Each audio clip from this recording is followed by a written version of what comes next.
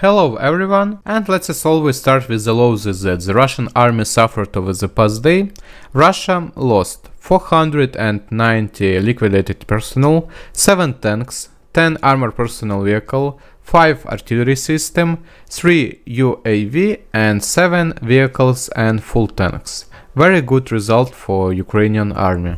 Russian occupying forces continue to forcibly evacuate the population from the temporarily occupied territories of the Kherson region.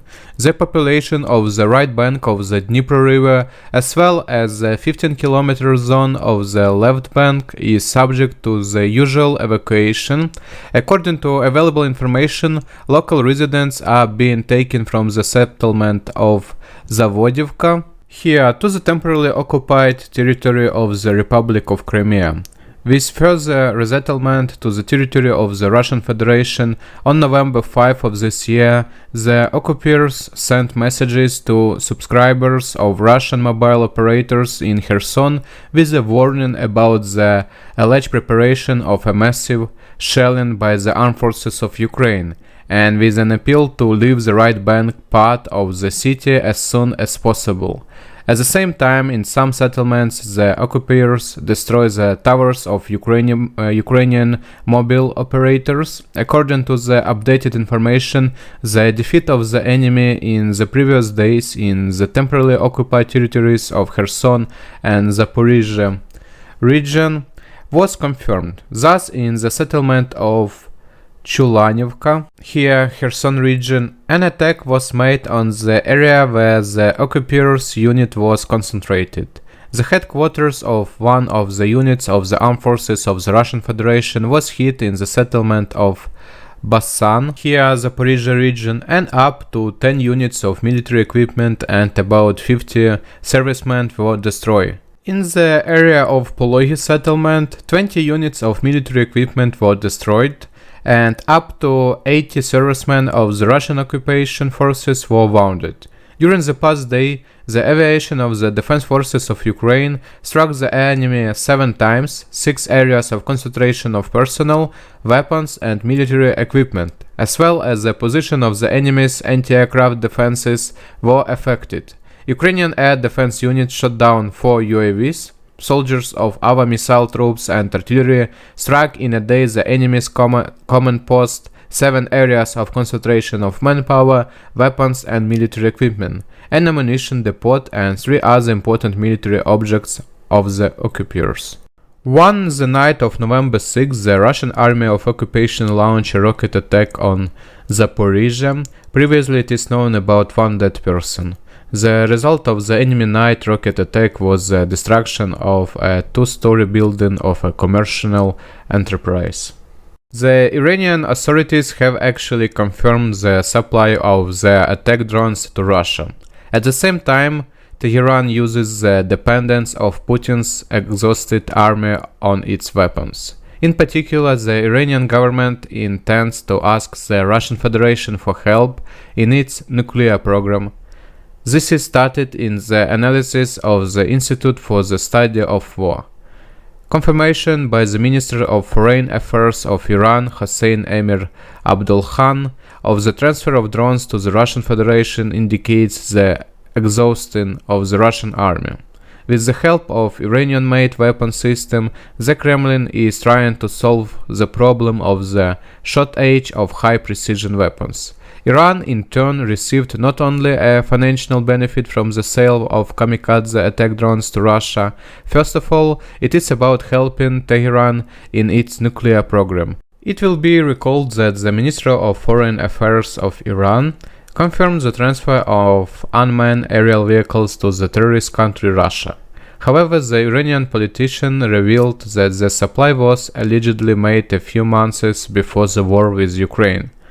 For its part, the Minister of Foreign Affairs of Ukraine warned Iran that the consequences of complicity in Russian crimes against our country will be much greater than the benefits.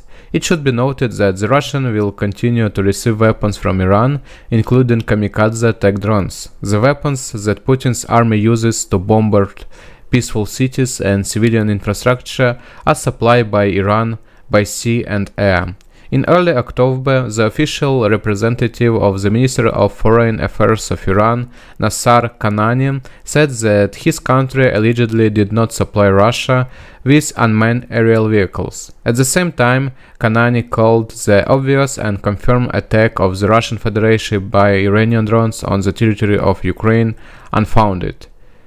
It is worth noting that the Russian occupying forces began using Iranian-made weapons in the war against Ukraine in September.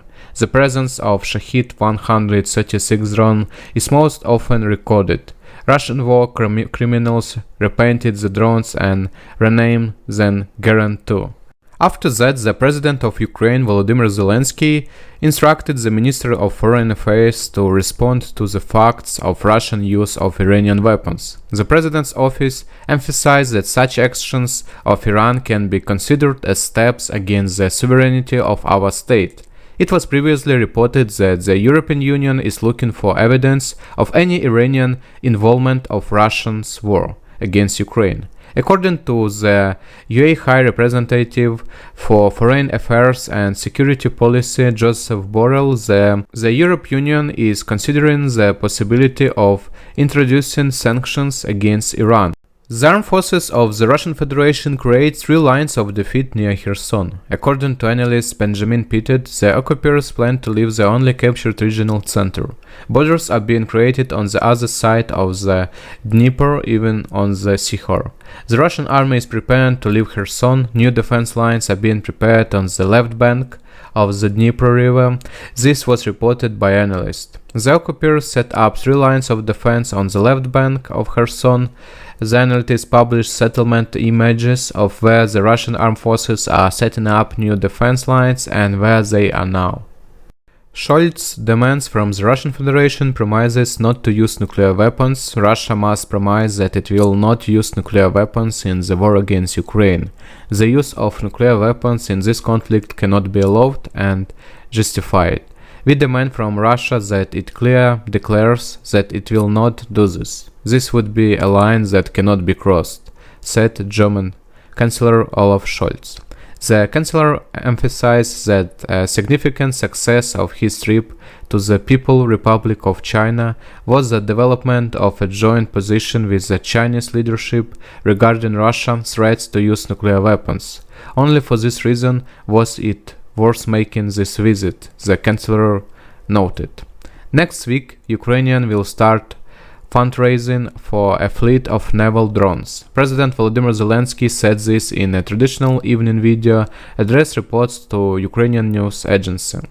Next week, we are launching another fundraising direction. We will accumulate funds for a fleet of naval drones. I think absolutely everyone understands what this and what it is for. And I'm sure the millions of people will support such a direction in our defense as well. How it works everyone have already seen, and this is only for the protection of our marine water area. We do not claim someone else, Zelensky said. The president reported that during the 6 months of operation of the charity platform United 24, contributions from millions of people from more than 100 countries, totaling almost $220 million have been made. These funds are used to buy drones, helicopters, demining machines, and ambulances that are already working in frontlines areas. On Saturday, November 5, President of Ukraine Volodymyr Zelensky held a meeting of the staff of the Supreme Commander-in-Chief, which lasted over 3 hours. He announced this in an evening video message. Today I held another meeting of the staff of Supreme Commander-in-Chief, a long 3-hour meeting. They analyzed the situation on the front line in all directions on the energy front and the situation on the borders in great detail. We know what the enemy is preparing for. We will respond and we will continue to liberate our land, the head of state said.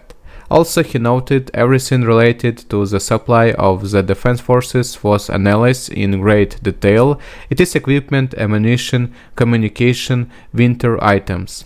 The countermeasures against missile and drone terror were especially considered. There are already quite significant results of this. The of losses has become smaller, but there is still work to be done. We must ensure full protection of the Ukraine sky, and we will continue to do everything possible and impossible for this, Zelensky said. Thank you all for your attention. If this video was useful for you, please like and subscribe to the channel so you can support me. Thank you all and see you tomorrow.